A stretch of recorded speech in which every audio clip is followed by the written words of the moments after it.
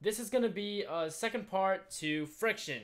And essentially what it is it's on friction with boxes and anything, any object that's having force applied at an angle. So if you were to pull like the box at an angle like this, or you're pushing it like this. So it's not just horizontal. It's going one direction or the other. So how do we do that? Well, a 400 Newton force is applied to a 50 kilogram box at a 30-degree angle above the horizontal plane to the right. So let's draw that. Here's that little boxy box with 50 kilograms in it. And this is the horizontal plane right here. And from the center point, we're going at 30 degrees, 400 newtons of force. So the box is initially at rest. The coefficient of friction between the box and the ground is 0.2. It's important information. You could also write that VI is equal to 0. Calculate force of gravity. F of G is force of gravity. So how are we going to do that? It is simply mg, right? F of G is equal to mg, which is equal to our mass 50 times 9.8, which is ultimately going to be 490 newtons in the downward direction, which is where this negative comes from. So F of G is simply negative 490 newtons.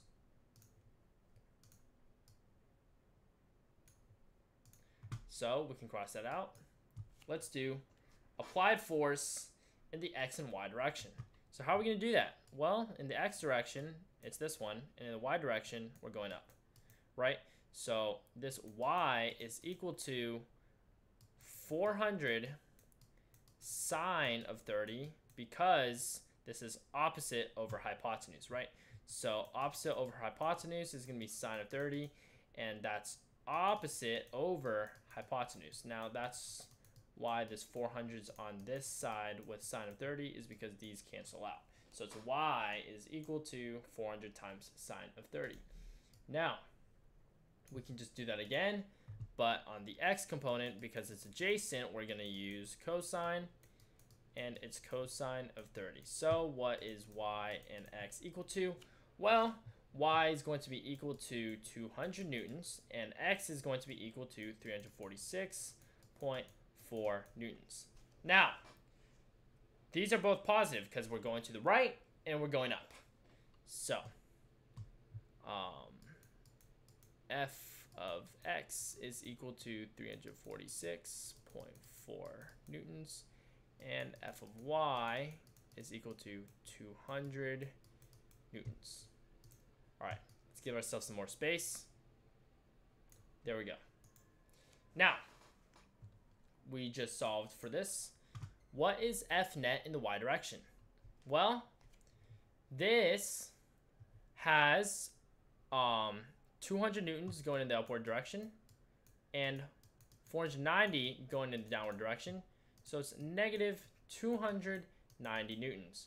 But because, which basically means that it's staying on the ground. But because we're pulling it upwards, there's no force being applied to the ground, and there's not enough force going upwards to lift it up. So actually, there's no acceleration in the y plane. So F is equal to ma.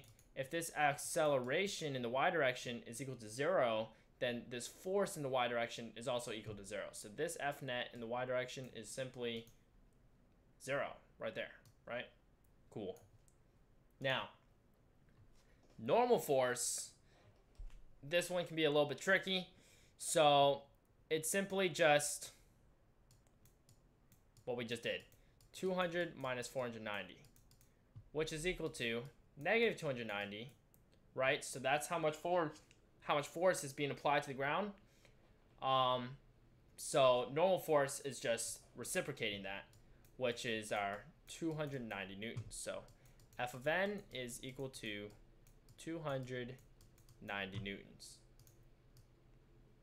Now, our force of friction is simply F of N times mu.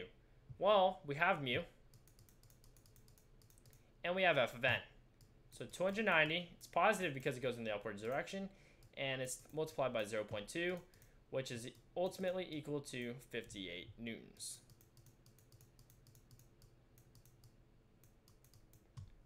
Boom. And it should be a negative 58 newtons because that's going to be opposing us. So if we're going to the right, then it's going to be going to the left, right? Cool. Now, F net in the x direction is simply just this force in the x direction, 346.4, minus the friction because we're opposing it, which is going to be equal to 288.4 newtons. And now that we have that out of the way, what is the acceleration? Well, we know that the F net in the y direction was equal to 0. So the only net force, our total net force, is actually this. This is our total net force. So force is equal to mass times acceleration. Divide by our mass to isolate acceleration.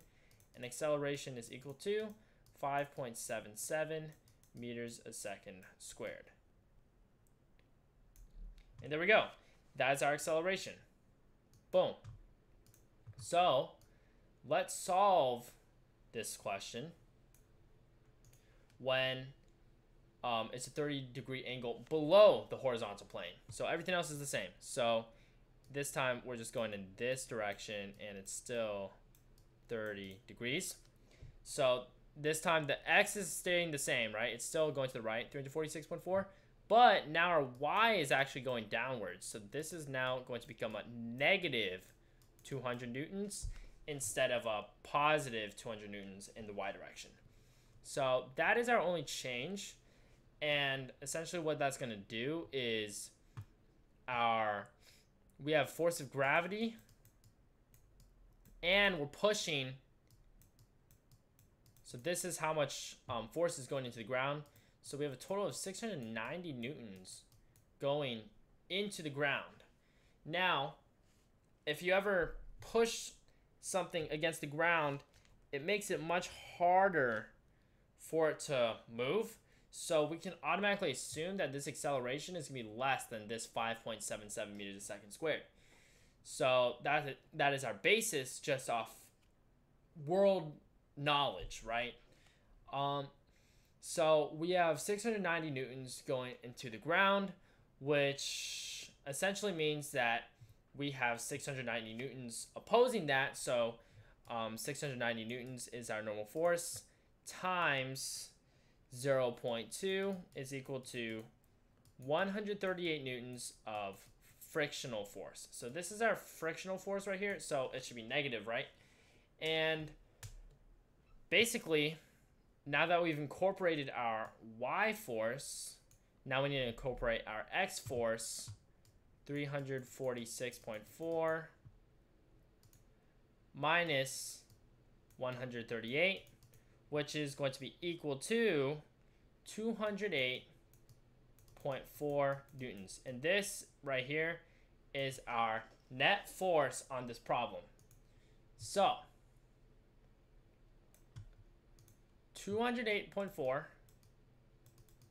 is equal to our mass, which is still the same, times acceleration, isolate acceleration, which is going to be equal to around 4.17 meters a second squared.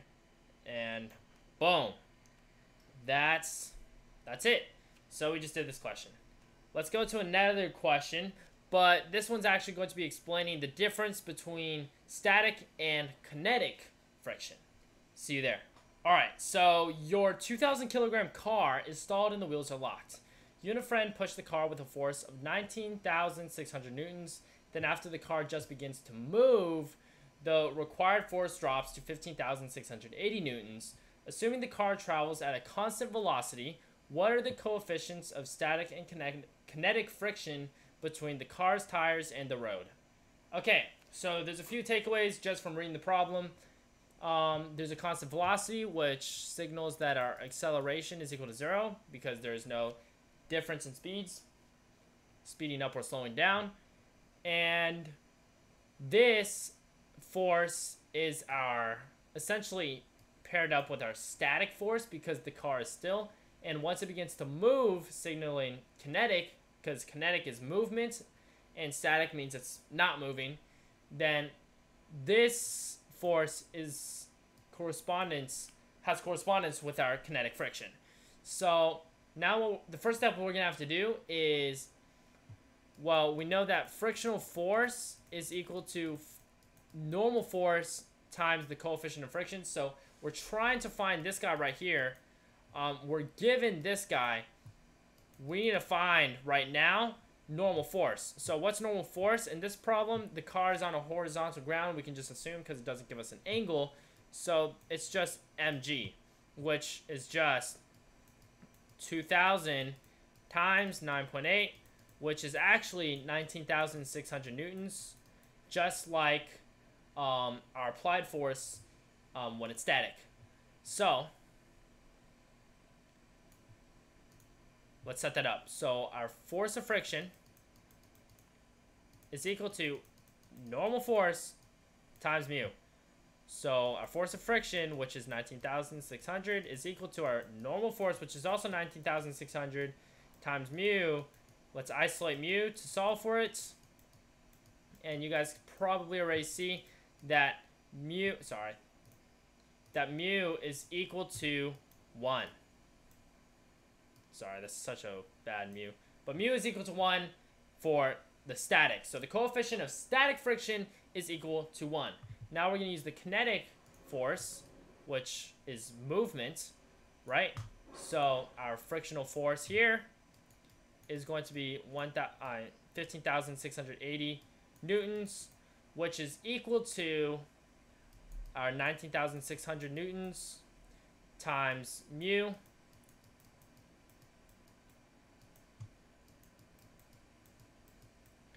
And mu is equal to 0.8. And that is our coefficient of kinetic friction.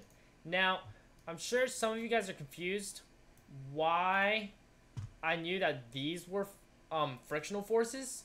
And the reason why is because these are this is the required force, right?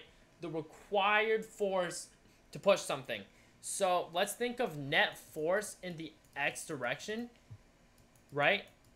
If that's gonna have to be, if we want movement in the x direction, our applied force is going to have to be greater than the opposing force, which is friction. If friction was greater than the applied force, it would simply just sit still, right? Like, I can have a ramp, like, it's pointing downwards, but the friction on this pen is greater than the applied force by gravity, so it's not actually moving down.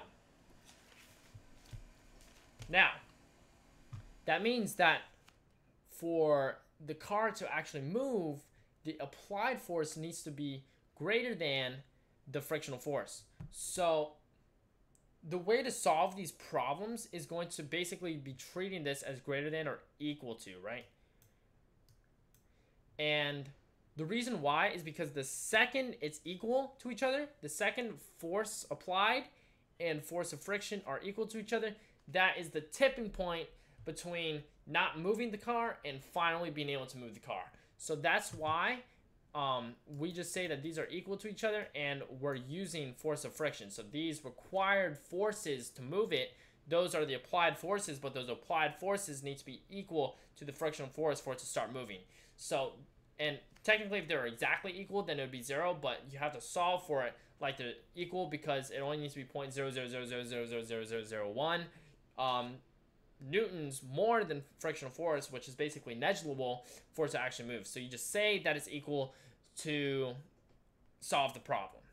And that's it. See you in the next video.